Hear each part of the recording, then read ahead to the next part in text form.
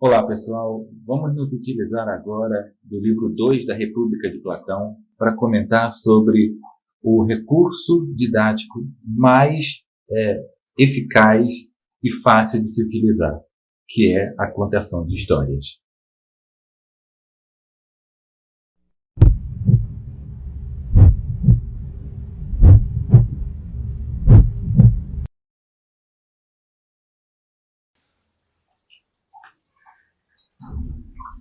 Bom, gente, vamos pensar o seguinte. Nós temos aqui já um pouquinho avançado no texto da República de Platão. Nós estamos no livro 2 da República. E é importante, então, por causa disso, a gente contextualizar qual é o ponto aqui que está na discussão, né, para a gente também não se perder. Porque tudo segue uma ordem bem certinha, né? A República de Platão tem uma sequência de pensamentos ali. Vamos só falar de uma maneira bem geral, falando bem geral mesmo. No livro 1 da República, Sócrates discute com alguns interlocutores sobre o que é a justiça e também sobre o que é melhor, ser justo ou injusto. E Sócrates sempre defendendo que é melhor ser justo do que injusto, obviamente, né? Mas os seus interlocutores não se convenceram muito disso, porque parece que os injustos sempre tiram mais vantagens do que aqueles que são justos. E parece então que é melhor ser injusto do que justo. Aí aparece Glauco, Adimanto, Trasímaco, vários tentando exatamente argumentar no sentido de dizer, não, é melhor ser injusto do que justo. E Sócrates está ali tentando defender o contrário, tentando defender que é melhor ser justo do que injusto. Para tentar argumentar contra esses interlocutores, ele começa então a falar do que seria a justiça no nível da cidade e depois ele iria falar sobre a justiça no nível do indivíduo, ok? Quando ele fala então da justiça no nível da cidade, ele começa a falar da formação da cidade. E quando ele está comentando ainda da justiça no nível da cidade, ele acaba por chegar a um ponto de falar sobre a educação, né, e como deve ser a educação dos guardiões, ok? Quem seriam os guardiões? Antes de mais nada, os soldados, certo? Aqueles que protegeriam, que zelariam, por assim dizer, pela justiça também, né, em certo sentido, que protegeriam a cidade, zelariam pela segurança da cidade, ok? Guardiões, os soldados. Então imagine lá como deveria ser a educação dos guardiões. E aqui ele está começando a explicar como é que deve ser essa educação, ok? Veja aqui como é que vai ser. Vamos então começar a fazer a leitura. Então, o que ele está dizendo? Ora, vamos lá. Eduquemos estes homens em imaginação, como se estivéssemos a inventar uma história e como se nos encontrássemos desocupados. Como será a educação desses homens? Ora, através justamente, né, da invenção de histórias, né? E como se estivessem desocupados, sem de nenhuma obrigação. Então, de uma maneira, assim, digamos, mais de entretenimento. Não que a gente esteja fazendo por uma forçado, né, obrigado a estar ali, mas de uma maneira assim mais descontraída, por assim dizer, os desocupados aí. E que a gente vai ter aqui, então, a discussão sobre como que deve ser a educação, né, desses guardiões. A gente tem lá. É o que nós devemos fazer, respondeu. Então, que educação há de ser? Será difícil achar uma que seja melhor do que a encontrada ao longo dos anos. A ginástica para o corpo e a música para a alma. Interessante esse aspecto aqui, gente, de falar, por exemplo, da ginástica para o corpo e a música para a alma, que Sócrates está comentando aqui, porque isso mostra um traço importante da educação grega, que é aquela educação integral, uma educação que se preocupa não só com conteúdos mentais, coisas intelectuais, mas antes de mais nada se preocupa também com o corpo. Então, o aspecto da ginástica para o corpo e o aspecto da música para a alma. Essa fala de Sócrates mostra um aspecto muito interessante da educação grega, que é conhecida como paideia, quer dizer, uma educação integral. O sentido da palavra paideia significa, antes de mais nada, isso. A jornada da criança, digamos assim. Que essa ideia de eia, assim, seria mais ou menos uma ideia de uma jornada. Assim, Odisseia seria a jornada de Odisseu. Então, nesse sentido que você vai começar a pensar na educação integral. O que é a educação integral? Uma educação que envolve o corpo, o intelecto, a alma e a política, ok? Todo o ser humano. Será efetivamente. né? Seria, então, envolvendo a ginástica para o corpo e a música para a alma. Ora, começaremos por ensinar primeiro a música do que a ginástica? Pois não. Né? No caso, sim, né? Seria, no caso, sim, uma forma de expressão. Sim. Incluis na música a literatura ou não? Dê certo. Né? Então, no caso aqui, veja que a literatura está sendo incluída dentro da área de música. Você tem música, tá? Que é uma grande área de conhecimento, que, por assim dizer, né? De desenvolvimento humano, por assim dizer, de habilidades humanas. E a literatura está dentro, tá, da música. Tá? É uma sub-área da música. Música é uma área grande, literatura está dentro da música. Ok? De certo, né? A Glauco responde. Aí só. Mas há duas espécies de literatura, uma verdadeira e outra falsa. E ambas serão ensinadas, mas primeiro a falsa. Não entendo o que queres dizer. Aí que, olha só que interessante, né? Você tem lá dois tipos de literatura, uma verdadeira e outra falsa, e primeiro vai ser ensinada a falsa. Como assim será ensinado primeiro a literatura falsa, digamos assim, para as crianças, né? Para aquelas que estão se desenvolvendo? Aí o Sócrates vai estar respondendo. Não compreende, disse eu, né? Disse eu aqui no caso Sócrates, né? Platão está botando a voz de Sócrates aqui. Platão bota a sua opinião na voz de Sócrates aqui. Okay? Que primeiro ensinamos, não compreendes, que primeiro ensinamos fábulas às crianças? Ora, no conjunto as fábulas são mentiras, embora contenham algumas verdades. E servimos-nos de fábulas para as crianças, antes de as mandarmos para os ginásios.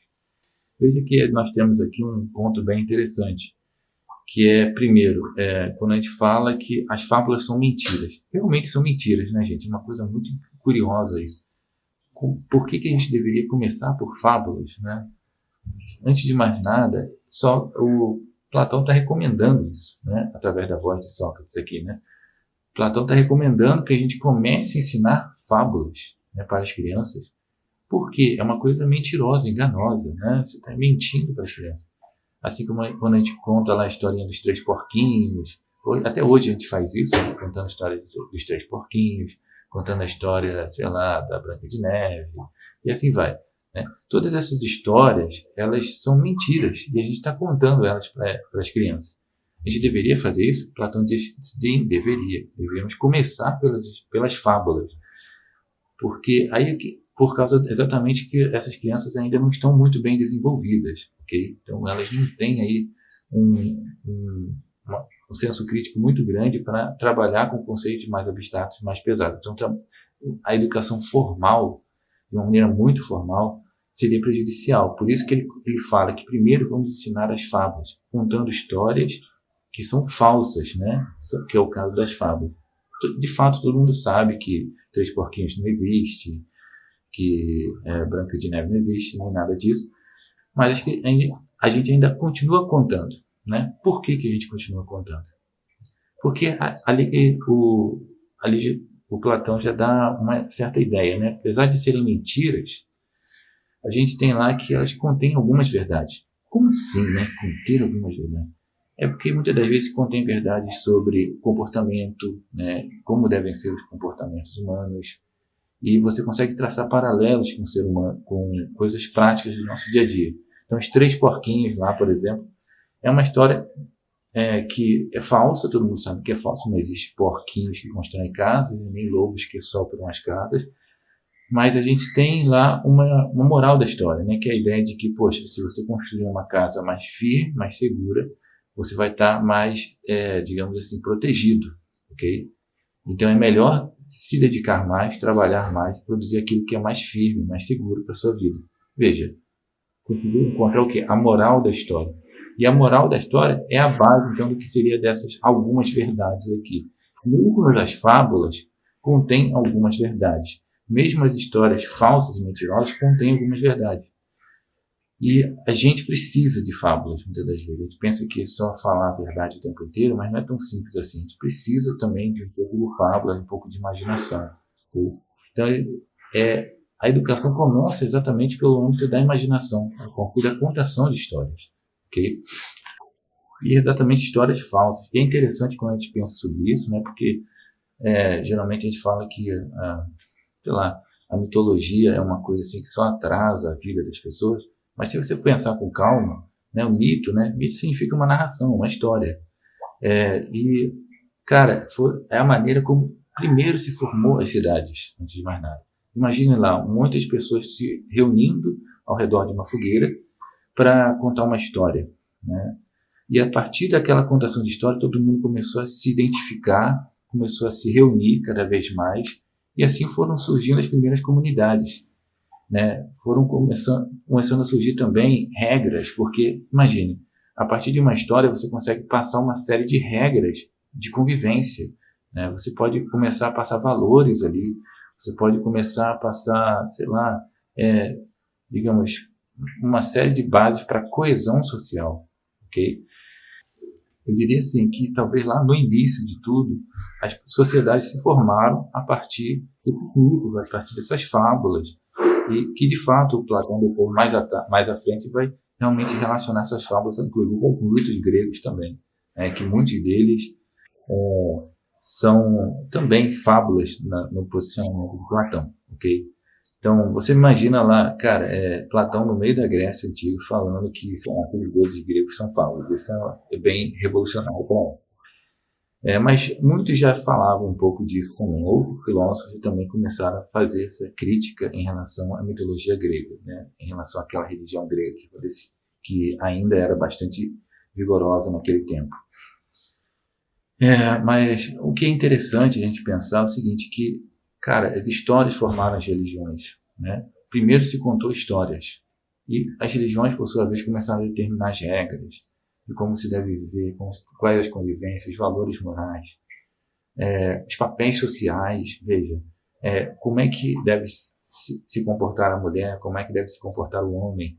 Esse tipo de coisa, tudo foi determinado através de contações de histórias, né? Parece que é uma coisa assim totalmente de criança, para brincar aqui, e falando aqui de fábulas, de três porquinhos, mas, cara, imagina, em um dado momento ali, realmente alguém sacou a importância da contação de histórias e começou a inventar histórias mesmo, com o intuito mesmo de juntar as pessoas ao redor de um mesmo valor, de uma mesma moral, digamos assim. E é assim que vai acabar acontecendo exatamente na Grécia Antiga, porque você tinha várias cidades-estados, as várias polis, que concordavam entre si somente com relação às histórias, tá? A Hélade, porque a Grécia Antiga não existia, né, por assim dizer, Grécia é um nome bem posterior que veio com os romanos que inventaram a palavra Grécia, né, e os gregos, né, foi uma referência que os próprios romanos inventaram. Bem depois, os gregos mesmo, eles se autodeclaravam como helenos, né, como integrantes da Hélade, né, por assim dizer. Então, a Hélade, ok? A Hélade, antes de mais nada, seria todo o território que divide a mesma cultura, né, que divide a mesma história, conta a mesma história. Olha só, várias pessoas, vários indivíduos que contam a mesma história. Eu já fiz um outro vídeo aqui sobre a história de Helena que explica melhor essa questão, mas você já pode observar o seguinte: o papel do mito, o papel da narrativa, o papel da contação de histórias para os gregos e para toda a humanidade, né? Você, antes de mais nada, você conta histórias e essas histórias realmente te atraem a ponto de você começar a desenvolver tudo isso, a começar a desenvolver toda uma sociedade ao redor dessa história. Então imagine que você começa a ter uma identidade cultural, você começa a ter mais esclarecimento sobre como as coisas funcionam. Os mitos foram as primeiras formas de explicação de como as coisas funcionaram, né? Através de uma contação de história você explica por que as coisas existem, como que elas existem, papéis sociais, por que eles existem. E é assim que você vai ter, então, a primeira forma de, digamos assim, pensar do ser humano, através das histórias. E se você pensar com calma, gente, isso não está muito longe de nós, né, para tentar fazer uma ligação aqui com a gente. Cara, até hoje, você é tão movido por histórias que você nem imagina. Por exemplo, hoje é porque a gente tem os recursos audiovisuais, né, na verdade. A gente tem lá novela, filme, série, né, você fica ali né, para assistir uma novela, assistir um filme, uma série. E às vezes você pensa assim, caraca, como que eu sou preso a esse tipo de coisas? Histórias fictícias, tá? Novelas são histórias fictícias. Às vezes parece que são reais porque, sei lá, parece que são simulações de situações reais, mas não. A princípio é tudo fictício. Entenda todo o papel que a novela exerce sobre as pessoas. Você pensar que elas podem, sei lá, atrair atenção, porque há um lado lúdico da coisa toda, porque elas atraem atenção. Uma história atrai logo a atenção. Você quer ver o início, o meio e o fim da coisa. É divertido ouvir uma história, né? E é claro, hoje a gente não conta a história mesmo assim, narrando, falando mesmo, porque já tem esses recursos audiovisuais. Hoje, os recursos audiovisuais substituíram, por assim dizer, as contações propriamente, né? Mas a gente tem ainda as narrativas, a gente vive de narrativas o tempo inteiro. A gente vê um filme, é uma narrativa, né? É uma história. A gente vê uma série, né? A série às vezes acaba exatamente no momento que a gente mais tinha curiosidade para saber. Então, o episódio, né, no caso, o episódio acaba exatamente naquele ponto que a gente mais queria saber. Tudo para quê? Para te prender a sua atenção, para que você volte no dia seguinte e veja de novo aquele episódio. Então você percebe que há todo um recurso aí que te atrai, okay? E ao mesmo tempo te prende de tal maneira, né, essas histórias, essa narrativa, contar mesmo no dia a dia. Cara, isso te atrai muitas pessoas. E é uma coisa muito fácil de ser utilizada. Okay?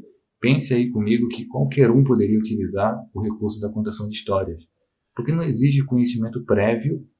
E, além disso, você ainda poderia imaginar aqui que, cara, é muito eficaz, né? Exatamente por causa de prender a atenção.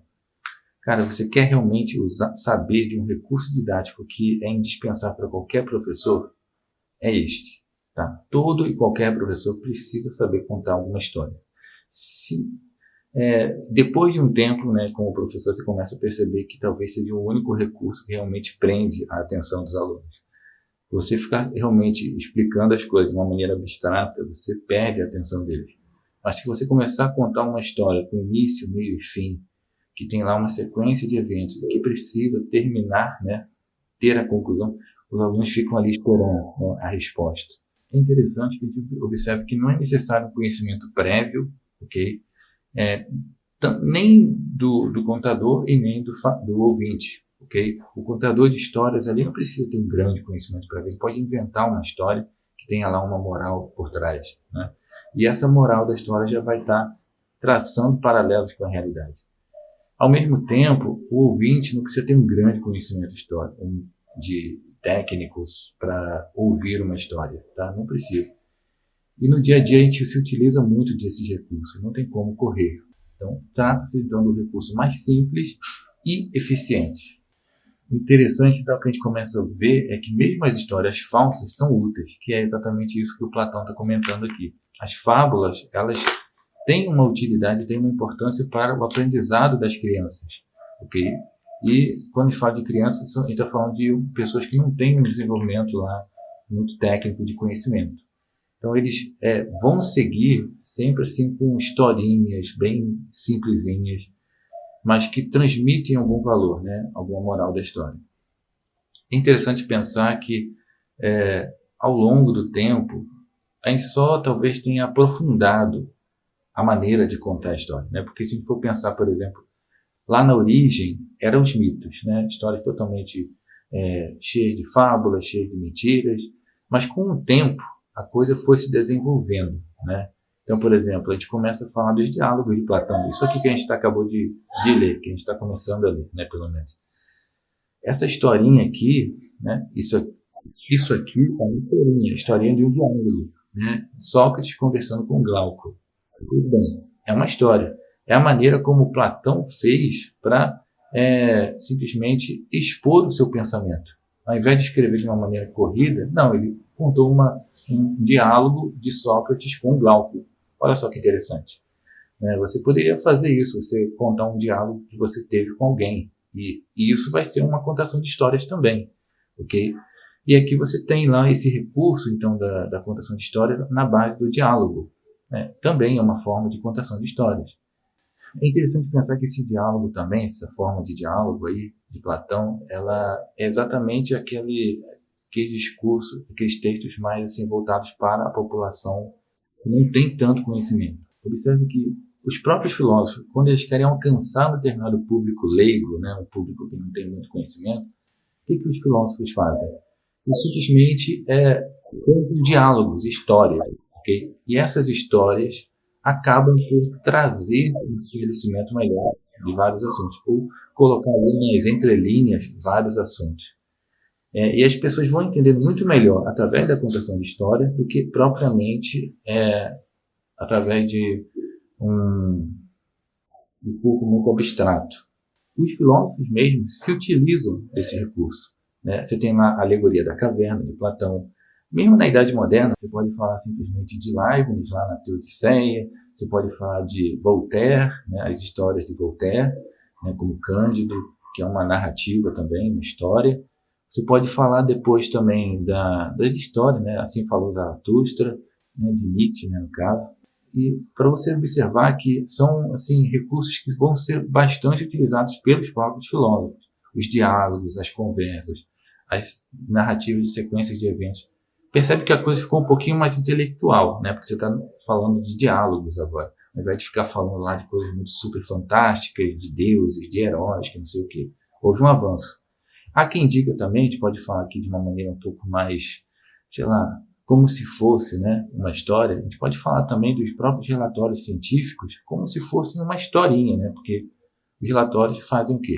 Nada mais, nada menos do que apresentar a sequência de eventos que o próprio cientista realizou ali, né? Ele simplesmente chegou dizendo alguma coisa.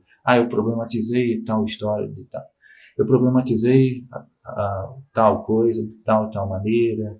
Depois busquei as hipóteses matemáticas e depois eu realizei o experimento tal, o experimento 1 e o experimento 2, e aí no final cheguei à conclusão tal. Observe que um relatório científico, em certo sentido, é quase como se estivesse contando uma história também. Eu sei que eu estou exagerando um pouco aí, desculpa os cientistas presentes, mas o próprio relatório científico é uma espécie de uma história mais rebuscada, mais pesada, mais puxada, né? Às vezes uma coisa que muitos cientistas nem gostam de fazer, né? Ficar relatando o que eles fizeram na prática. Né? Mas é necessário um registro, né? É uma espécie de um registro, né? De uma sequência de eventos. Mesmo um relatório científico, então, em certo sentido, é uma narração, uma história também. Né? E é interessante pensar que o próprio testemunho, cara, se você não souber contar uma história, né? Se você tiver uma dificuldade de como contar histórias, cara, dê um seu testemunho. Se você não souber contar uma história, cara, fala um pouquinho de alguma coisa que aconteceu com você, ok? Também é uma história, né? No caso aí é o testemunho. Né? Você está falando aí de um testemunho de algo que aconteceu com você. E muitas pessoas se identificam com isso, porque é algo da vida concreta que aconteceu com você e pode ter acontecido com outra pessoa também. Isso cria identificação e você se torna um exemplo para aquela pessoa, né? Veja, isso é um dos pontos mais importantes da história, você acabar construindo um vínculo com o ouvinte ali, a ponto de a pessoa, poxa, eu quero realmente, cara, tudo isso que você está falando também aconteceu comigo. Testemunho também tem uma outra forma de contar histórias. Então, cara, o ser humano vive disso, não tem como não viver, não fazer isso. Eu diria que todo professor precisa aprender em algum momento, né, do seu desenvolvimento como professor, aprender a contar histórias, ok? Quanto antes, melhor, porque você vai dominar mais aí esse recurso que é indispensável para a gente. Vamos seguir então aqui com a leitura, ok? A gente tem lá agora uma certa crítica que Platão faz também a essas fábulas, né? Seguindo ali a gente tem lá a fala de Glauco, né, concordando, né, que também deveria se servir de fábulas e tal. Assim né, Glauco falou. Seguindo a gente tem, pois era isso o que eu dizia, que se deve começar pela música antes da ginástica. Né? Música aqui inclui a literatura, no caso, né, como a gente já viu antes. Perfeitamente, disse Glauco. Agora a gente tem aqui,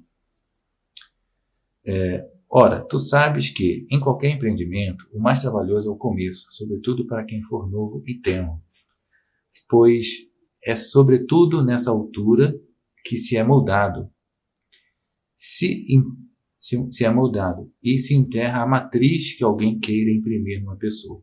Veja que Platão dá uma grande importância, então, à educação infantil nesse aspecto, porque é um momento em que a gente molda a base mesmo de qualquer ser humano. Ora, pois, havemos de consentir, sem mais, que as crianças escutem fábulas fabricadas ao acaso por quem calhar e recolham na sua alma opiniões na sua maior parte contrárias às que, quando crescerem, entendemos que deverão ter. Não consentiremos de maneira nenhuma. Aí você fala, poxa, como assim? Não entendi. O que acontece aqui, gente? A questão é simplesmente, poxa, será que a gente pode fabricar fábulas de qualquer maneira, sem se preocupar com o conteúdo, né? É mais ou menos isso que o Sócrates está perguntando. Esses conteúdos aí, por exemplo, poderiam ser prejudiciais, né? Poderiam ser contrários ao que a gente espera de um ser humano, né?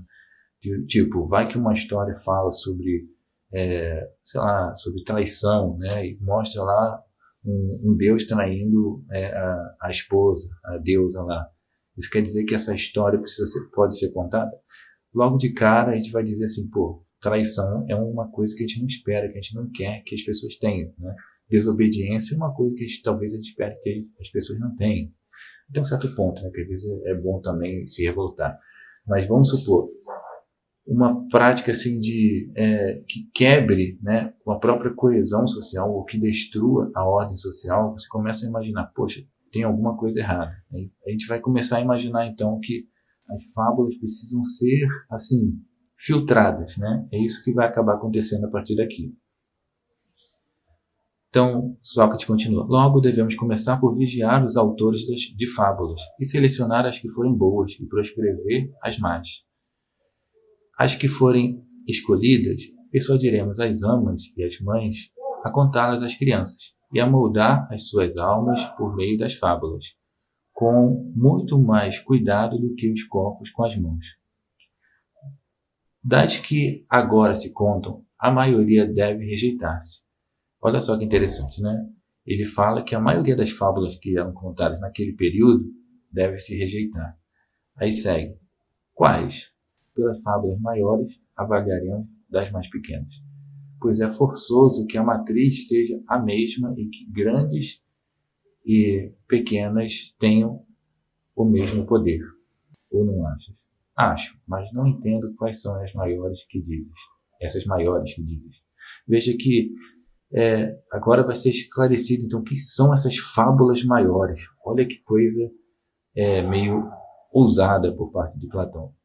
As que nos contaram Hesíodo e Homero. Esses dois e os restantes poetas, efetivamente, são esses que fizeram para os homens essas fábulas falsas que contaram e continuam a contar. Quais são elas, então? Perguntou. E em que as censuras, né? Então agora começa a questão. Olha só, ele está falando de Hesíodo e Homero. Quem são Hesíodo e Homero? Hesíodo, gente, é o autor, né, da Teogonia. Né? A Teogonia mostra a origem dos deuses. E Homero é o autor simplesmente da Ilíada e da Odisseia. Então você está falando simplesmente das maiores fontes, das maiores referências para se falar da mitologia grega, da religião grega daquela época, né? Porque a gente pode falar que eles ainda acreditavam nos deuses gregos. Então você imagina, cara, ele está fazendo uma frente direta às principais referências para a mitologia grega naquele período, ok? E estavam tratando elas como falsas, né? Que muitas delas se contavam coisas que realmente eram prejudiciais para o ser humano. Seguindo aqui, né? Aquilo, disse eu, que se deve censurar antes e acima de tudo, que é, sobretudo, a mentira sem nobreza. Olha só que interessante, né? As histórias, elas são falsas, todo mundo sabe que são falsas, mas sem nobreza, né? É um acréscimo que o Platão está colocando aqui. Essas mentiras sem nobreza, basicamente, são referências a histórias mesmo, porque são fábulas, são mentiras, né? Mas que não enobrecem o ser humano. Muito pelo contrário, podem até prejudicar a conduta daquele ser humano. Aí segue as reflexões. O que é isso? É o que acontece quando alguém delineia erradamente, numa obra literária, a maneira de ser de deuses e heróis, tal como um pintor quando faz um desenho que nada se parece com as coisas que quer retratar. Está certo que se censurem tais erros, pois então, como e em que os acusaremos? Em primeiro lugar, respondi no caso Sócrates ali, enfim, é Platão falando na voz de Sócrates. Enfim. Em primeiro lugar, respondi, a maior das mentiras e acerca dos seres mais elevados, que foi feita sem nobreza, é que Uranus tenha tido o procedimento que Hesíodo lhe atribui, e depois como Cronos se vingou dele. Ou seja, Uranus aqui é um titã, né? E Cronos, a princípio, simplesmente cortou o pênis do pai. Né? Simplesmente isso. Cara, essa vingança, né, de Cronos contra Urano. Essa é uma situação assim, bem assim, problemática logo de cara. Né? Dali você já começa a pensar, peraí, como assim? Um filho cortar o pênis do pai como uma forma de vingança? Logo de cara já essa história tá meio esquisita, né? Enfim, mas seguindo, vamos lá. Com certeza não é um exemplo para ninguém seguir, né? Não tem nenhuma moral da história muito legal aí. Né? E os atos de Cronos e o que sofreu por parte do filho, né? Ainda que supuséssemos ser verdade, não devíamos contar-se assim descuidadamente a gente nova, ainda privada de raciocínio, mas antes passar-se em silêncio. Veja que também a coisa que foi contada aqui de Cronos em relação ao que sofreu do seu filho. Está se referindo a Zeus, né? Cronos, ele basicamente devorava todos os filhos porque acreditava que eles tinham uma profecia contra ele. E Zeus simplesmente conseguiu fugir dessa situação e quando cresceu ele enfrentou o Cronos, porque enfrentou o próprio pai. Então tem toda uma história aí que é bem complicada, tá? Será que é isso que a gente quer passar para as crianças, né? Que o filho tem que se revoltar contra os pais? Olha só que problema, né? Com certeza não, a princípio não, ok?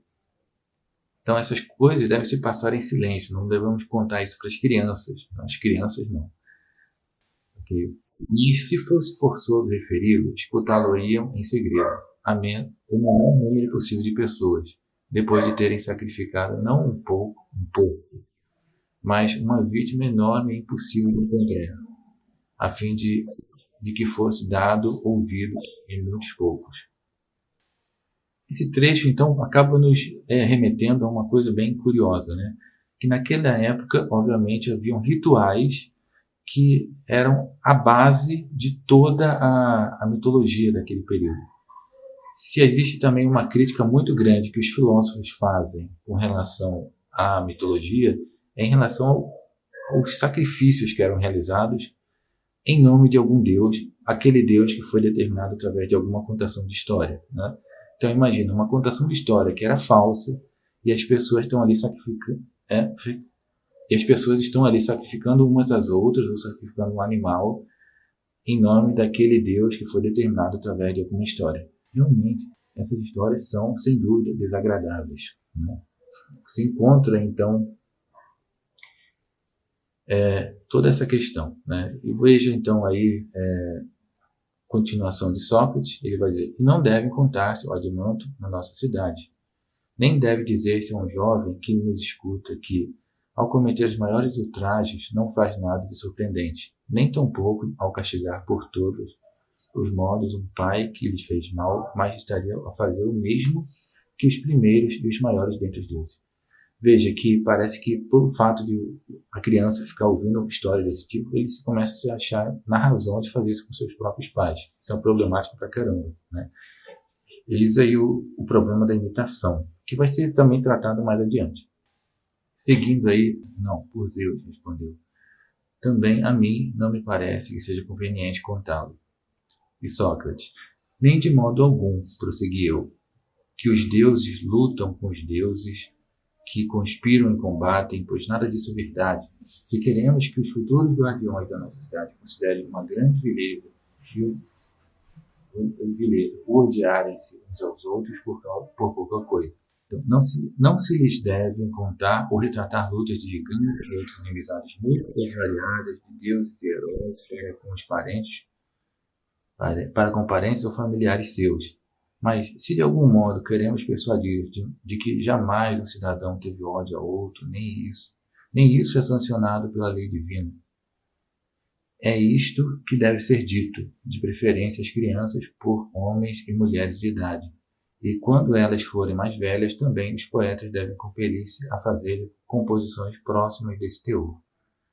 Mas que Hera foi algemada pelo filho e Hefestos projetado à distância pelo pai, quando queria acudir à mãe, a quem aquele estava a bater, e que houve combates de deuses, quantos Homeros forjou.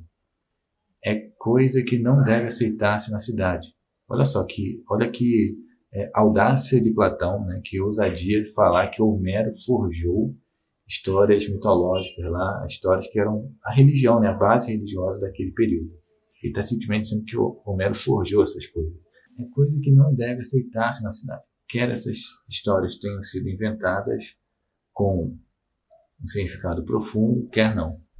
É que quem é novo não é capaz de distinguir o que é alegórico do que não é. Mas a doutrina que aprendeu em tal idade costuma ser indelével e inalterável. Ou seja, quer dizer, aquilo que aprendeu ali, as pessoas realmente não conseguem mudar mais. É uma coisa que foi colocada nas bases daquele ser humano, né? Por causa disso, talvez, é que devemos procurar, acima de tudo, que as primeiras histórias que ouvirem sejam compostas com a maior nobreza possível, orientadas no sentido da virtude. Veja aí a questão de se voltar para a virtude. O que é a virtude? A areté, né? Então, quando você contar uma história, você tem que se preocupar com a aristeia, né? Veja aí, o máximo da nobreza, aristeia, o máximo da virtude, areté, ok? E assim a gente vai até o final desse livro, né? Com vários comentários, livro 2 da República de Platão. E no livro 3, a gente Platão já começa a fazer alguns comentários práticos, ok? Que, assim, valeria a pena principalmente comentar aqui, aí acabou aqui o livro 2, né? Livro 3, né? No início do livro 3, nós temos agora alguns comentários dando continuidade a essas reflexões, né? Do que deve ser ensinado, o que não deve ser ensinado, falando um pouquinho sobre a questão de ter medo da morte, que, por exemplo, né, quando você conta muitas histórias provocando medo nas pessoas, isso também Platão vai ser contrário a isso, porque antes de mais nada, isso cria seres humanos totalmente medrosos, com medo, né, de morrer, com medo de ir para o Hades, né, no caso aí. E assim seguindo, né, ele vai ter lá uma série de discussões exatamente sobre isso, ok? Várias citações que ele mesmo vai colocando lá de Homero e tal, que está criticando. Aqui a questão de temer a escravatura, temer a morte, temer espíritos, e assim vai, né? Vários discursos aqui que Platão está comentando, gemidos, lamentos, essas coisas todas que são contadas. Isso tudo é prejudicial, antes de mais nada. Então, tomar cuidado sempre com essas histórias de lamentações, de perder entes queridos, que assustam, né? Bicho-papão, essas coisas todas que assustam as crianças. E assim ele vai seguindo, né, as descrições que ele vai comentando, né, sobre heróis, inclusive, né, que no caso comentando sobre Aquiles, né, que teria tido algumas atitudes ali que não são exemplo para ninguém. Okay? Seguindo aqui, ele vai acabar comentando também um pouquinho sobre Teseu e Pirito, né? Teseu, filho de Poseidon, Pirito, filho de Zeus, ambos realizaram rapto, gente, sequestro. Esses dois, eles simplesmente teriam sequestrado Helena quando era pequena, né, e Perséfone depois, digamos, lá no Hades. Cara, raptar mulheres, né, sequestrar mulheres é uma coisa que a gente deveria ensinar para as pessoas. Olha o problema. Só para citar um exemplo aqui. Aí veja então esse trecho aqui sublinhado, Observe, pelo contrário, forcemos os poetas a dizer que não cometeram tais atos, né? Esses tais atos que a gente não espera de um herói, de um deus. Né? Ou então que não eram filhos de deuses, mas que não afirmem as duas coisas ao mesmo tempo. Nem tentem convencer os nossos jovens de que os deuses são causadores do mal e de que os heróis não são em nada melhores do que os homens. Olha só, gente. Imagine, cara, você contar várias histórias de heróis e esses heróis simplesmente fazendo coisas terríveis, como exatamente o rapto aí, né, de Helena e de Perséfone. Então aí Platão se dirá, olha, além disso é prejudicial a quem os ouve, né, no caso os ouvintes aí, aqueles que ouvem a história. Efetivamente, cada um arranjará desculpa para sua maldade, na convicção de que assim procedem e procederam também, né, no caso os deuses. Né? Então veja, a gente também não... Cara, imagina o prejuízo que daria, né, se todo mundo seguisse a termo tudo que os deuses fazem. Motivo porque se deve por termo a semelhantes histórias. Né? Por termo quer dizer por finalizar, parar de contar essas histórias. Né? Por termo. Não vão elas desencadear nos nossos jovens uma propensão para o mal. Veja então que, cara, você contar essas histórias poderia causar uma propensão para o mal para as crianças. É uma das teorias, então, platônicas, né? A influência que as histórias podem provocar nas pessoas. Aí um ponto interessante aqui do pensamento platônico, a questão da imitação. Né? Como que nós acabamos por imitar, né, esses heróis, essas histórias todas. Veja aqui que Platão, em 393c, começa justamente a comentar um pouquinho sobre isso. Aí você tem aqui, por exemplo, Platão falando justamente, né, aqui nesse ponto aqui que eu marquei, essa é uma fala de Sócrates, né? Vamos lá. Ora, tornar-se semelhante a alguém na voz e na aparência, imitar aquele com quem queremos parecermos, sem dúvida. Então, seguindo aqui, gente, no texto, nós chegamos então a um trecho bem interessante aqui no 395a, né, que faz uma referência aos rapsodos. Né? Você tem aqui, ó, esse trechinho aqui que eu vou marcar aqui. Pois bem, nós temos aqui então uma referência, né, que o próprio Sócrates faz aos rapsodos, só por uma questão, né, de indicação. O que acontece? Ele estava falando lá sobre comédia e tragédia, né, os estilos, e basicamente o que vai ser dito é que não é possível imitar várias artes miméticas ao mesmo tempo. E ele vai dizer aqui nessa fala, então, tão pouco aqui, que tão pouco se pode ser ao mesmo tempo rapsodo e ator. Né? Aqui aponta-se dois aspectos interessantes da Grécia Antiga. Primeiro, em relação ao rapsodo. O que é o rapsodo, né, gente? Rapsodo é alguém que simplesmente andava de cidade em cidade cantando as histórias, né?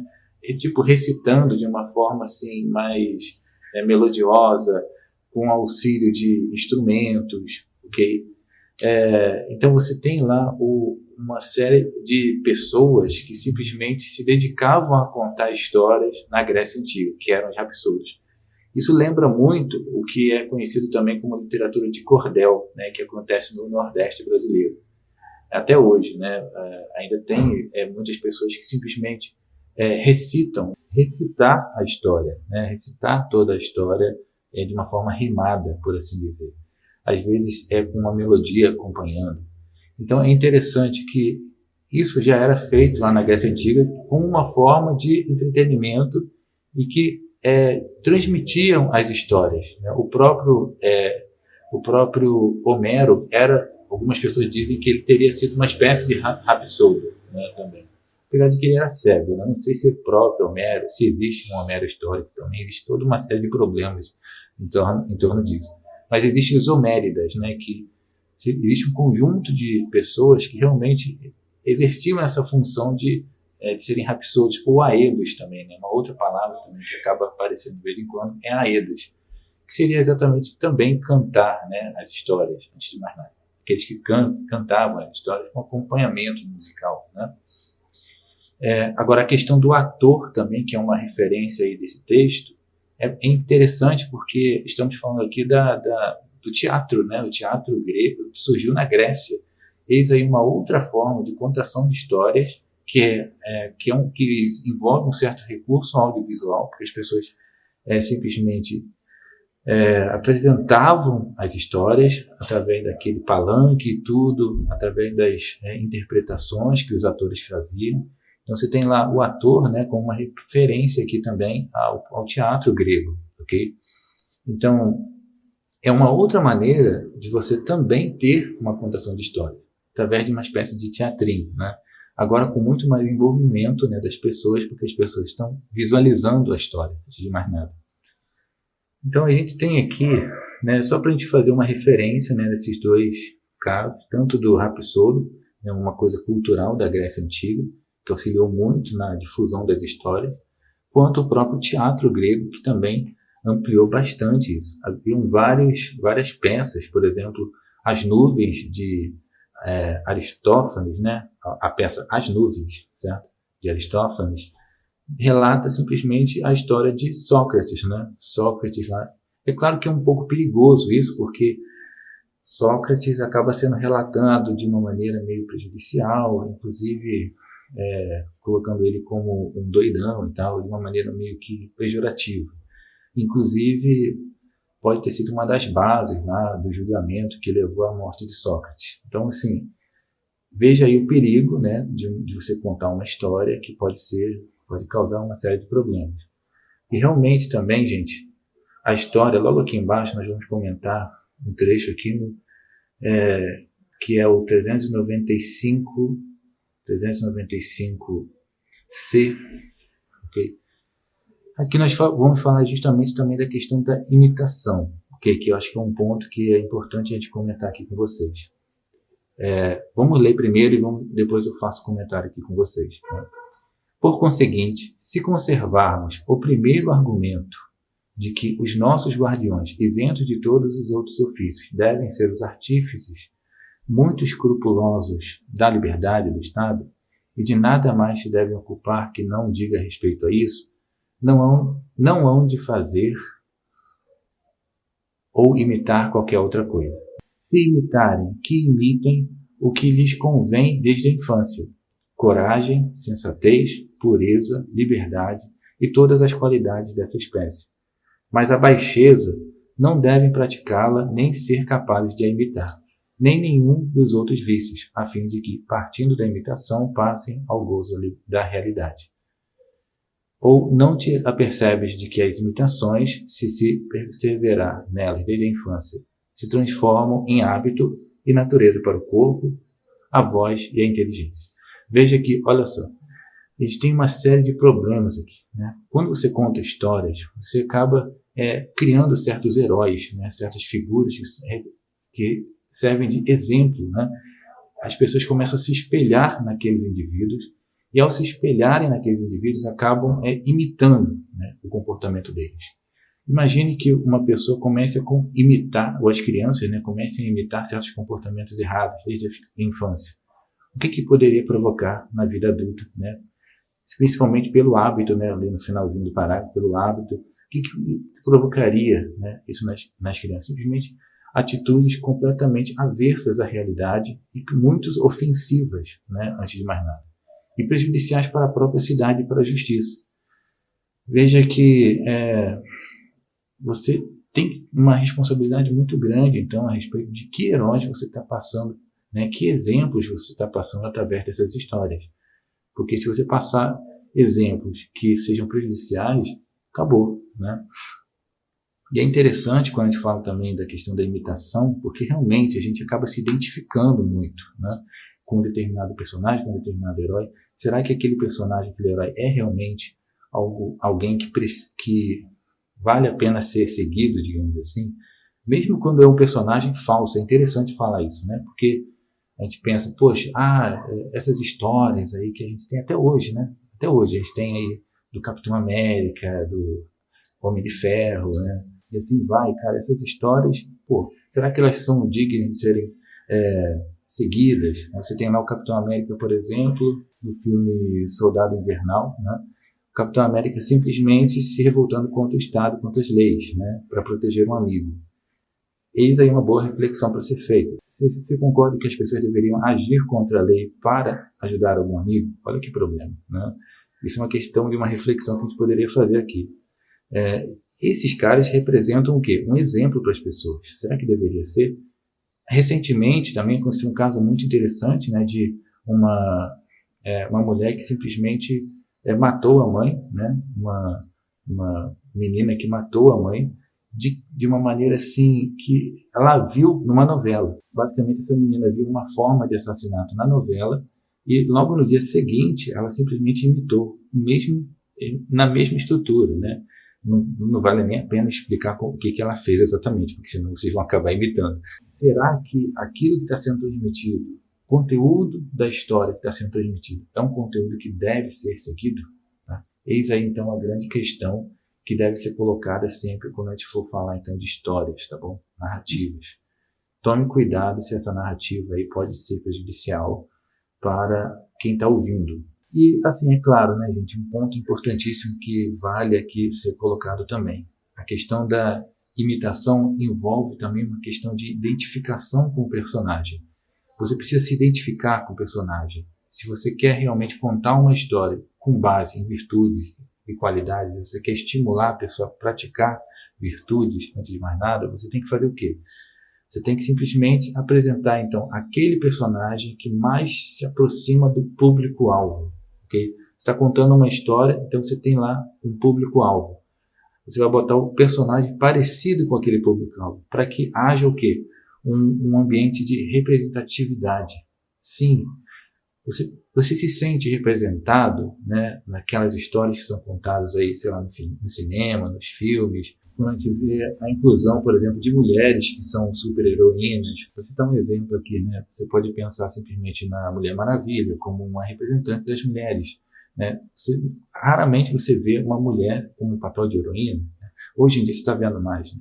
Mas você também vê o Pantera Negra como um representante para os negros. A representatividade, gente, é um ponto muito importante na contação de histórias. Pense com calma se quando você está contando uma história, você está envolvendo a pessoa ali. A pessoa precisa se identificar com a história.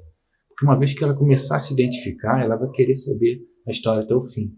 Não adianta também contar uma história sobre uma coisa assim, que é totalmente avessa à realidade daquela pessoa, ou que ela simplesmente nem se identifica. Eu não estou ali naquela história, sabe? Eu não posso ser eu, aquele cara ali não pode ser eu, né?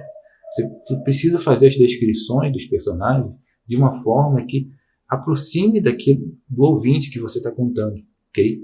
Então, existe essa questão da representatividade, que é importante, do papel de heróis, ou em qualquer circunstância que seja, LGBT, homossexuais também. É sempre importante observar se essas minorias estão sendo bem representadas nas histórias e no cinema, beleza? Para fechar aqui todas as facetas que envolvem a contação de histórias, gente, a gente não pode esquecer que as histórias também podem aparecer no formato de jogos, né, gente?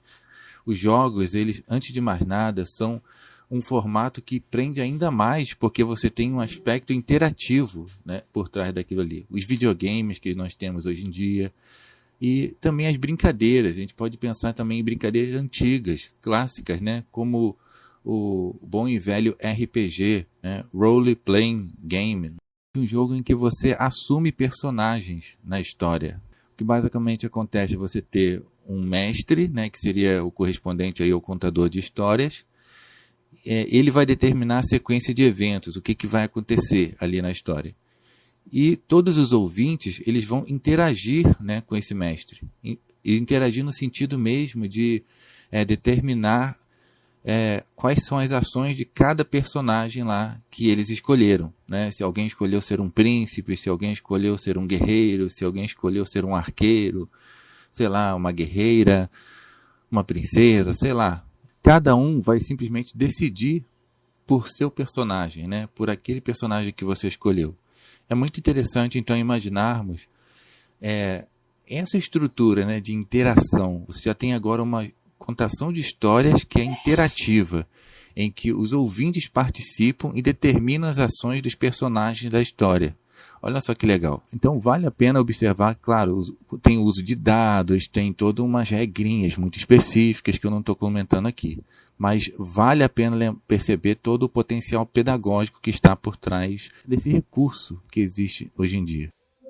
Em suma, gente, para resumir aqui, para fechar as análises aqui, eu citei aqui esse texto de Platão para a gente ter alguma referência, né, para a gente também não ficar simplesmente falando de uma forma sem propriedade. Dizer que é um pensamento platônico, antes de mais nada, a ideia de você seguir, né, contando histórias na educação infantil, então para as crianças. A primeira forma de educar as crianças é a partir da contação de histórias, antes de mais nada. E você observa que isso se segue até hoje. Até você, hoje, você vê histórias o tempo inteiro, né? Você vê através das novelas, das séries, dos filmes, ok? Não está longe de você. Você pensa que contar história? Quem que quer contar história hoje? Que não sei o quê. Não, tem. Só que hoje a contação de histórias é de uma forma assim mais avançada. Você tem exatamente a Netflix, você fica o dia todo ali, né? Aquilo ali prende a sua atenção de uma tal maneira que você fica direto. Veja que há muitas vantagens em se contar uma história para uma pessoa, porque é uma maneira muito fácil de se fazer, não é necessário conhecimento prévio. Você tem lá uma facilidade, porque isso prende a atenção das pessoas. É uma coisa lúdica, ok? Que é assim, divertida. As pessoas estão ali porque elas estão se divertindo. É um entretenimento, porque uma história é um entretenimento. Você fica vendo ali a história, você é capaz de se prender a uma história de uma tal maneira que os episódios, né, lá de, por exemplo, das séries Netflix, você fica vendo direto, você maratona uma série direto, você fica o dia inteiro, né, ouvindo histórias, até hoje. Então, o ser humano é preso a histórias, não tem como correr dessas histórias, ok? Agora, é claro, é bom também enfatizar aqui que não há critério de verdade nas histórias, tá? As histórias não podem servir de critério de verdade. Elas são muito convincentes, mas elas não são um critério de verdade para nada, ok? Elas não provam, elas não separam o que é certo e errado. Isso que eu quero dizer para vocês aqui. Igual que eu acabei de contar sobre Sócrates. Imagine, uma história pode prejudicar a vida de uma pessoa a ponto de ela ser condenada à morte. Olha só. Uma historinha lá de um teatro feita por Aristófanes poderia ter sido uma das causas, e outras também, né? Que vai se espalhando. Então você imagina que, cara, uma pessoa pode ser prejudicada. Então você pense que a contação de histórias não te dá controle, tá? Controle a respeito do que é o certo e errado. No entanto, assim, mesmo que não tenha controle, é importante deixar bem claro que tudo depende do contador. O recurso da contação de histórias depende do contador, ok? Então, para saber se o que está sendo falado é verdade, se é bom, se é válido, tudo depende do contador, certo? Antes de mais nada, então, você pensa o seguinte: bom, se você for o contador, basta simplesmente você não prejudicar ninguém, ok? Então, eu estou supondo que você é uma pessoa de boa fé, que você não vai prejudicar ninguém. E se você for ouvinte, não custa nada ouvir a história, obviamente, com o devido cuidado, com a devida crítica, porque pode sim ser, né, isso Platão está chamando bastante atenção aqui, pode vir a ser sim uma história que prejudique as pessoas, ok? No entanto, gente, assim, na boa, não deixe de usar o recurso da contação de história.